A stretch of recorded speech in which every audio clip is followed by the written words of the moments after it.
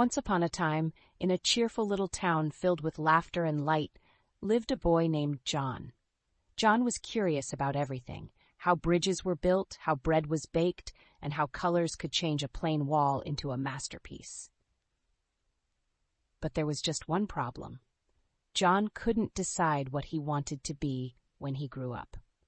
Maybe I'll be a builder, or a chef, or a painter. His parents smiled kindly. Why don't you spend a day trying each one? Sometimes the best way to know what fits is to try it on for size. John's eyes sparkled with excitement. He packed a little backpack with a sandwich, a notebook, and his favorite hat. John arrived at the builder's yard just as the morning sun was climbing over the rooftops. The air smelled like sawdust and fresh paint. He put on a yellow hard hat that was a little too big and picked up a wooden hammer. Today I'll build the tallest tower ever. He stacked wooden blocks one on top of another, high, higher, highest, until the tower began to wobble. Oh no, my tower fell down.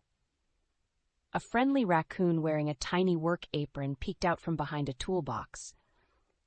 Building takes patience, little one.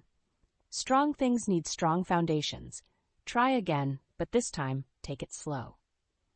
John nodded, rebuilt the tower carefully, and this time it stood tall and steady. Patience makes things strong. I'll remember that. He wrote it down in his notebook, closed his lunchbox, and set off for his next adventure. By noon, John followed his nose to a kitchen that smelled like honey and pancakes. The counters sparkled, and the pots and pans hung like shiny trophies. He tied on a big apron, picked up a spoon, and got right to work. I'll make breakfast for everyone. He mixed flour, milk, and eggs. A little too much flour, a splash too much milk, and the batter plopped onto the floor. Oops! Cooking's messier than I thought. He flipped a pancake, just a little too high. The pancake landed right on his head. Ha! That's one way to serve breakfast. A wise old chef turned from the stove with a kind smile. Cooking's an art of patience and timing, my boy. Measure twice, stir once, and always taste before you serve. Got it. Cooking is fun, but it takes practice. He wrote another note in his book, licked a tiny bit of honey off his nose, and walked toward the sound of birds and sunlight again.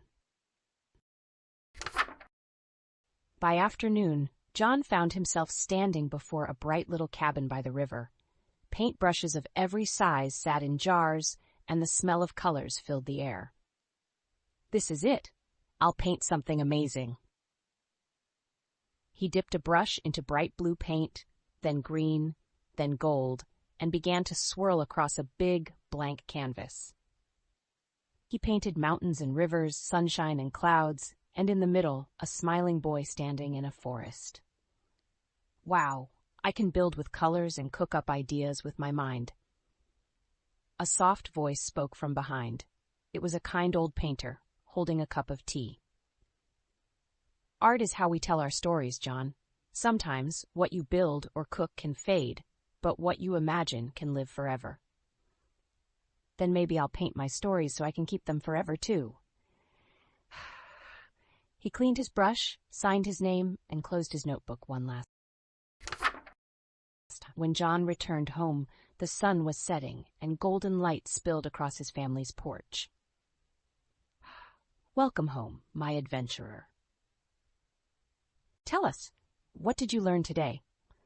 Well, building taught me patience, cooking taught me practice, and painting taught me to dream. His parents smiled. Sounds like you don't have to pick just one. Maybe you're a bit of all three. That night, John went to bed with a smile. On his wall hung a new picture, a tall tower beside a kitchen, painted under a bright blue sky. And as he drifted off to sleep, John dreamed of new things to build, bake, and paint, because sometimes the best job in the world is being curious. Be curious, be kind, try everything once. and you just might find the world fits you perfectly.